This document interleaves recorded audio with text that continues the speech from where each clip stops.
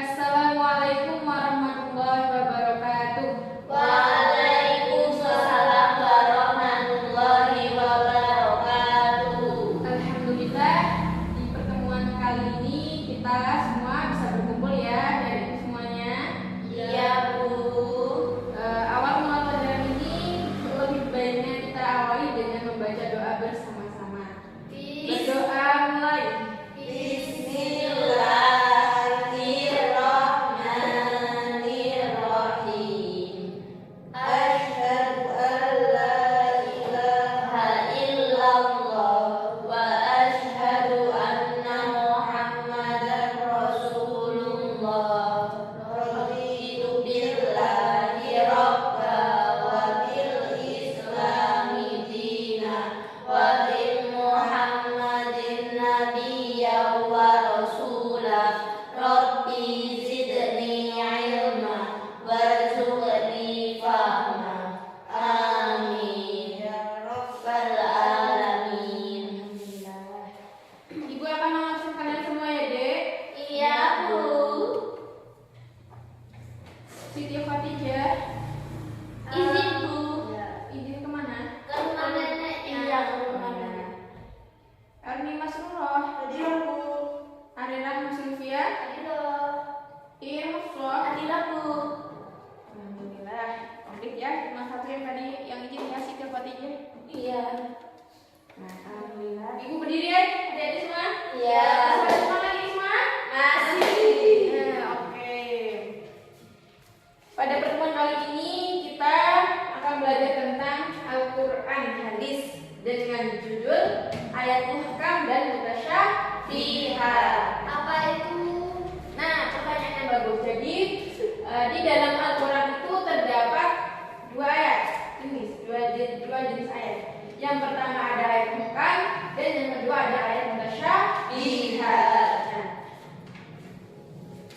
kita akan cari tahu dulu pengertian dari ayat muhkam dan mutasyabihat. Jadi ayat muhkam itu ayat yang sudah pasti, yang mutlak dan sudah terinterpretasi. Terapa Bu? Sudah terinterpretasi. Interpretasi Itu tuh maksudnya sudah fix, sudah ada. Nah, jadi ayat muhkam itu ayat yang memang sudah pasti dan mutlak apa adanya. Maksudnya mutlak, maknanya itu sudah mutlak. Contoh, Ibu kasih contoh kalau ayat muhkam. Terdapat dalam surat An-Nur ayat 2 yang artinya begini: pezina laki-laki dan pezina perempuan itu maka akan dicambuk sebanyak 100 kali. Nah, kalau kita lihat dari segi makna, pezina perempuan dan laki-laki akan dicambuk sebanyak 100 kali. Kalau kalian mendengar ayat ini maknanya, apakah kalian sudah paham artinya apa? belum. Sudah kan? Intinya pezina laki-laki sama pezina perempuan akan dihukum dicambuk sebanyak 100 kali. Nah, itulah ayat muhkam, ayat yang sudah pasti, maknanya sudah mutlak, ya. Nah, itu yang ayat muhkam. Lalu yang kedua ada ayat mutasyabihat. Nah, ayat mutasyabihat itu sama, ayatnya sama. Lalu gini, kayak contohnya dalam surat Toha ayat 5 yang berbunyi Ar-Rahmanu 'alal 'arsy istawa. Artinya yang Maha Pengasih yang bersemayam di atas arsy. Nah, kalau kalian tahu maknanya ini maksudnya apa? Apakah kalian sudah tahu apa arti dari ayat ini?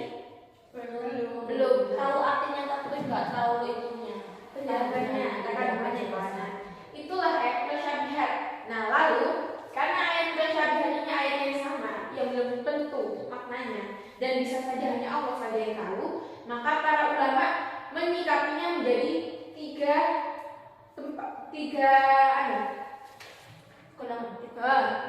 golongan. Yang pertama itu adalah tafwil. Jadi tafwil itu artinya kita serahkanlah semua kepada Allah. Jadi yang tahu hanyalah Allah. Itu yang tafwil. Yang kedua ada takwil. Kalau takwil itu sudah diinterpretasi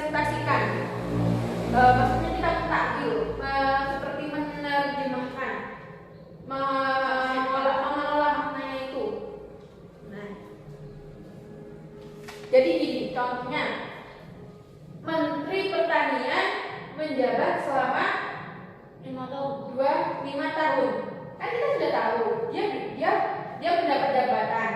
Nah, jabatan seorang Menteri Pertanian itu selama 5 tahun. Nah, seperti itu. Jadi takwil itu kita takwilkan.